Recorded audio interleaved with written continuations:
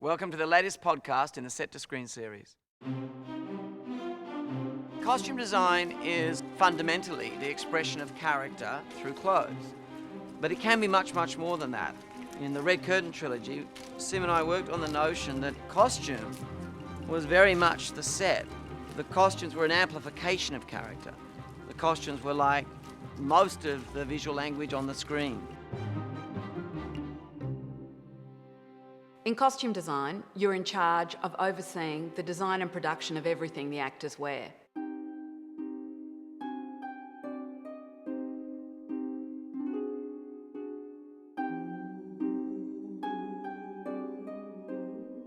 I think the biggest challenge is the massive scale of it overall, that you're sort of chasing the hugeness of it all the time. It's like a galloping horse. To give you an idea, in Moulin Rouge there were 480 costumes in total, including all the extras costumes. In this movie we're somewhere between 1,800 and 2,000 costumes.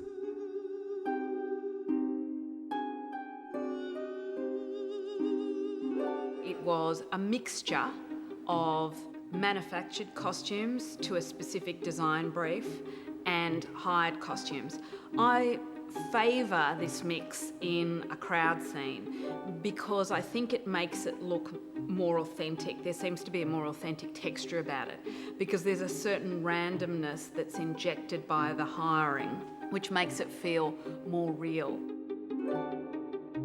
There's what I call the air gap between the concept, the illustration of the concept, the realisation in 3 dimensions, the interaction of the piece of clothing with the actor, the interaction of the clothing, the actor with the lights and the camera, and the action of the scene. And in any one of those steps, you can have problems or you can have epiphanies. And of course, there's one other very important step, and that is Baz Luhrmann, the director, who oversees all the visual aspects of the film, including the costumes in intricate detail. The process of it is something, again, we start right back when we're working on text, when we're developing the story. And I find it an incredibly valuable thing when working on character. Everything we learn about costume, you also find out about life, about the life of the character, about the world they lived in. And this stimulus is a great thing to have around while we're actually developing text. There are actually 3 things that you really need to take into account when you're working on a movie of this scale with the number of story threads that this movie has. You have continuity issues that revolve around the development of character. In Australia, for example, the character played by Nicole Kidman, Lady Sarah Ashley, she's very disappointed in life, and so she tries to control everything. She's very, very held in. Physical objects, her clothes, everything around her must be perfect. As she goes through the story and is transformed by the power of the landscape and this relationship with the drover character played by Hugh Jackman, of course her costuming changes. Her physical characterization is helped by the way in which signs and symbols of the clothes that she wears tell us very, very clearly that her internal life is changing. So there's this powerful instrument in costume design where you can take the internal shape of a character and turn up the volume on it by the choices of the clothing that the character's wearing.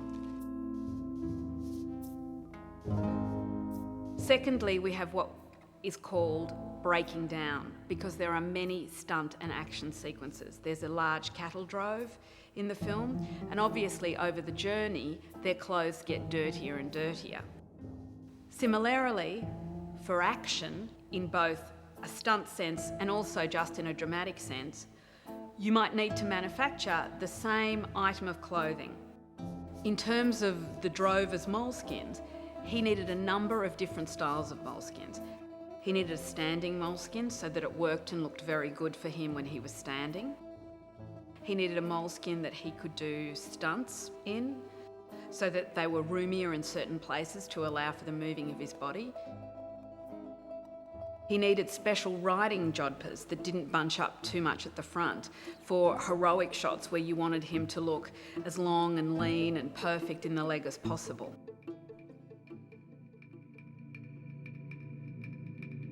In Australia, we have a large and very important Indigenous cast.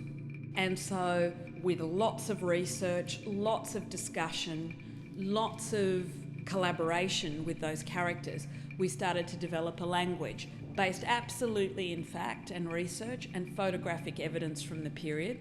And it was a fascinating experience for me as a costume designer to actually realise how meaningful body decoration actually is.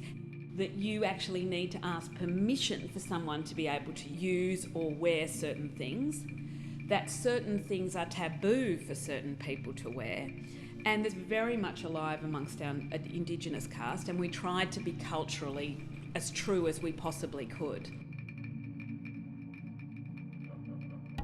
Of course, all this complexity is not achieved by me alone. I have a very large team of costumiers, people that construct all the costumes, and of course, this team has to be headed by someone, and that's my costume supervisor, Eliza Godman. Movie making is hundreds of opening nights.